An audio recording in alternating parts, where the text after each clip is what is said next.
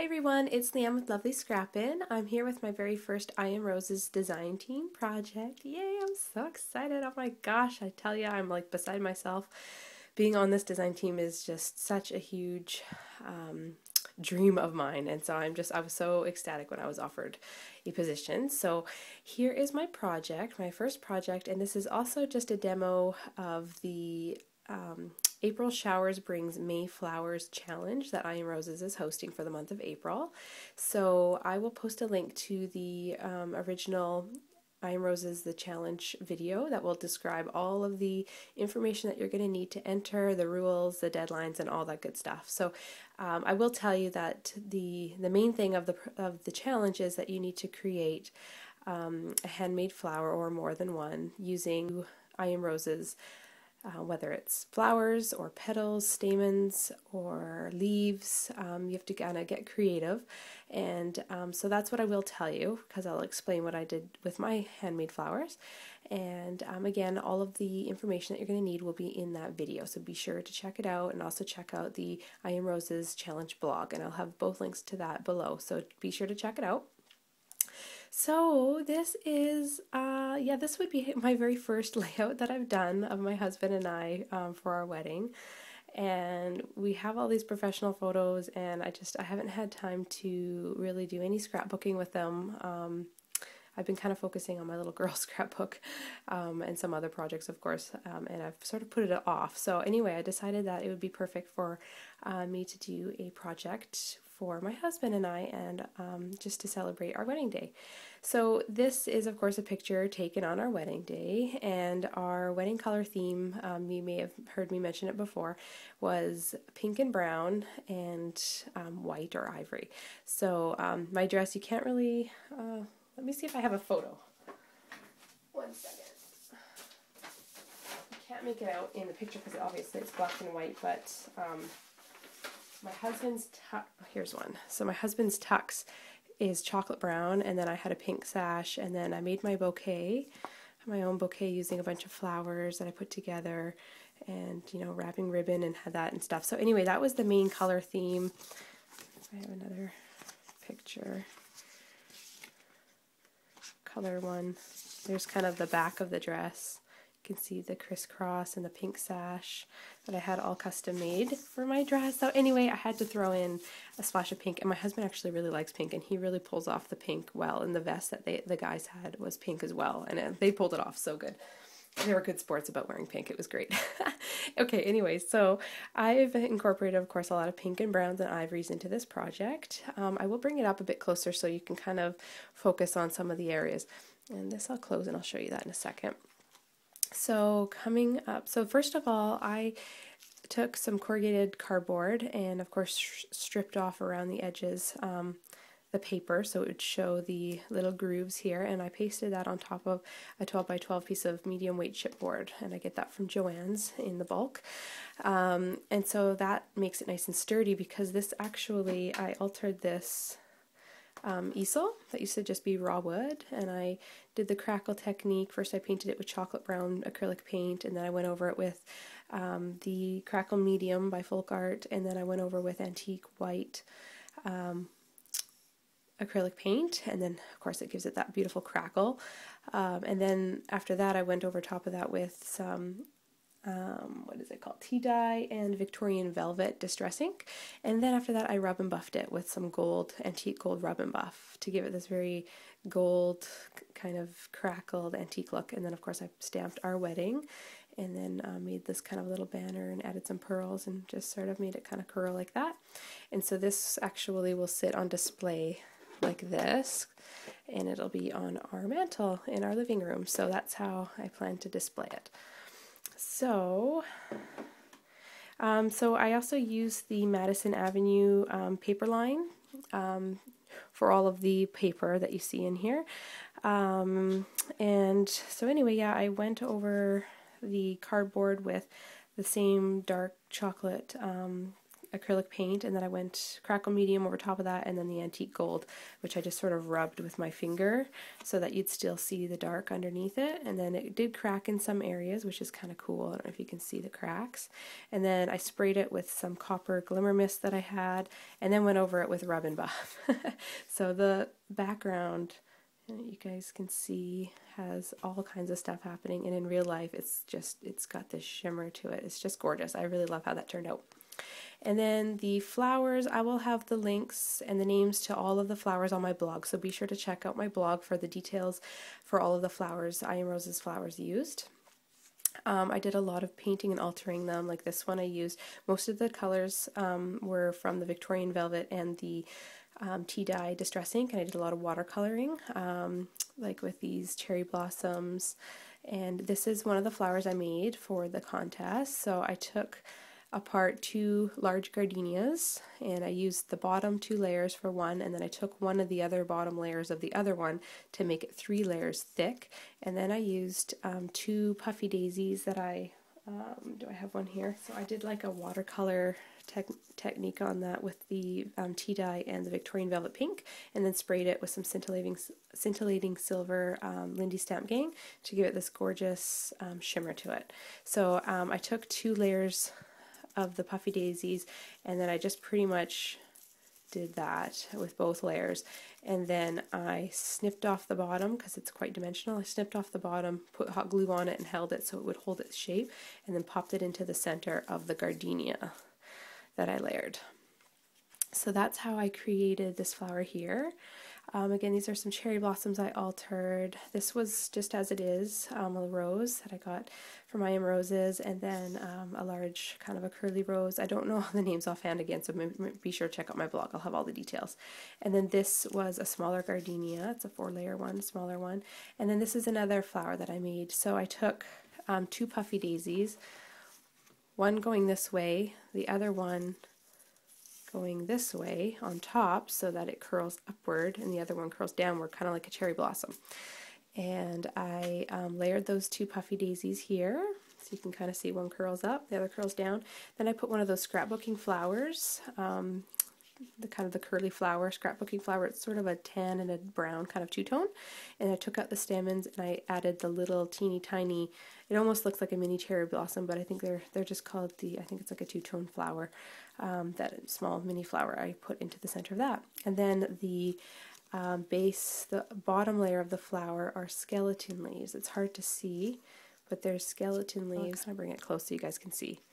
See, it's folded in there. So there's how many is there? Like 7, I think, of those going all the way around. And I did glimmer mist those with some copper or bronze glimmer mist, just so they kind of are a bit darker than just the natural color. And they're the smaller natural skeleton leaves from I Am Roses is what I use for that. And then here's another flower. It used to be white from I Am Roses. Then I just did some, again, water painting with the Distress ink.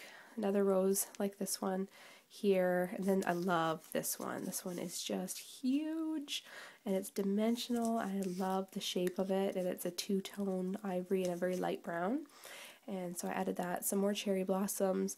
This is a really cool spray. It's got like these foam 2-tone little bubbles, styrofoam circles on there, and I actually had purchased these while I was making my bouquets for my wedding, so my bridesmaids bouquets as well as my own, and I had some left, and some of them were in some centerpieces and some flowers that I had at the wedding as well, and so I had some left, and I thought that would be perfect to kind of have like a cherry blossom spray kind of going that way and this way, and then added the cherry blossoms to it. And then I added some pearls for fillers and just nice little accents. And I don't know if you guys can see because of the lighting, but this is kind of like a gem, kind of a brown tone, very faceted dimensional gem. And then some more pearls in there, another gem here, kind of a light brown. And then this and this, as well as the title here, Love, was actually done using a really cool bubble technique. And I did record a tutorial, so if anyone is interested in seeing it, let me know, leave a message, and I can post the video, do some editing and post it. I'm not sure if anyone's really interested, but it turns out really bubbly, and it's kind of like the rustic faux rustic metal technique that I did before, and I posted a tutorial, but this one comes up a lot more bubbly and more layers of texture, so I really like how it came out. I did flatten down the bubbles a bit from what it shows in the tutorial, so the tutorial shows them really bubbly. It's pretty cool, so I could post that. So let me know if you guys are interested in seeing that, and I'll do that. So anyways, so that's that. Behind here you'll see there's a large square doily, and that I actually got from my dollar store, and I inked it out with the tea dye and the Victorian velvet and sprayed it with some scintillating silver, and then I added all the layers of the paper. You know, there's a layer behind there that I curled and distressed with my distressing tool and added the rub and buff to the paper. I added rub and buff like to all different parts, so even the picture you can kind of see rub and buff there, so there's like gold accents all over. And then another cherry blossom. This is one of those Tim Holtz ornate plates, and I printed off Forever from my, well, Soulmates Forever from my computer, and then I just distressed the paper and then added the glossy accents to seal it and added some pearls there. These are like little tags that are kind of look like they're sticking out from the paper, and I just distressed them and added some seam binding, which I crinkled, and did some watercoloring and spraying with some tea dye again in Victorian velvet. And then this is a locket from Prima, and I just wrote July 11th, 2009 in there because that's our wedding date. Covered it with, I put it on the same paper as this pink here from the Madison Avenue Lost and Found collection. And then I just, you know, wrote in there and then put the glossy accents on there. And then I glossy accented the bottom part to the paper so that you could just simply open it and close it. And it kind of has the chain that dangles, so it's nice and loose. And it's coming off of the letter E of the love. And so lots of layering here. You can see this is some burlap. It was white, kind of that off-white burlap trim, and I painted it, or I glimmer misted it with the walnut stain and some of the bronze glimmer mist I had to get a nice dark chocolate brown. And then I added a layer of trim here. I had in my stash that I also inked up with some tea dye and Victorian velvet to give it a two-tone look. Some beautiful flat back kind of daisy trim here. Had that in my stash as well. And then let's see, so I added some Recollection charm pieces here. I just kind of hung that from the L and then pasted that with a little bit of, if you guys can see, a little bow. I have to turn it upside down, sorry, it's so big it's hitting the tripod. The little bow there. And I curled this down and I hid a little piece of sort of a crocheted lace back here that I also watercolored with the tea dye and Victorian velvet. Another handmade flower that I made for the contest, and it is using the bottom two layers again of a large gardenia, and I took 5 small skeleton leaves, and I did some sewing. It's hard to explain how I did it, but I pretty much kind of cut them and sewed them to make this kind of a little cupped look here. So if you can imagine, this was the leaf, like I kind of trimmed it a little bit to be like a rectangle, and then I just did straight stitch from the top to the bottom here, here, and here, and if you pull the string it forms like this really cute little cupped petal like that. So that's what I did. Hope that made sense. That's what I did with the skeleton leaves, and you just have to be careful that they don't you know, tear or anything. And then I kind of trimmed up the edges to make it look a little frayed almost, and a little bit more shabby sort of vintage look. And then again the cherry blossom in the center there. Then I added a little bit of pearls here for fillers and another little gem there. And then here I just alcohol inked, or no, I actually rub and buffed a little metal butterfly charm I had in my stash. And see here, I rub and buffed another charm that used to be silver, and then tied a little ribbon around the loop that was in the charm, and then just added it to the branch.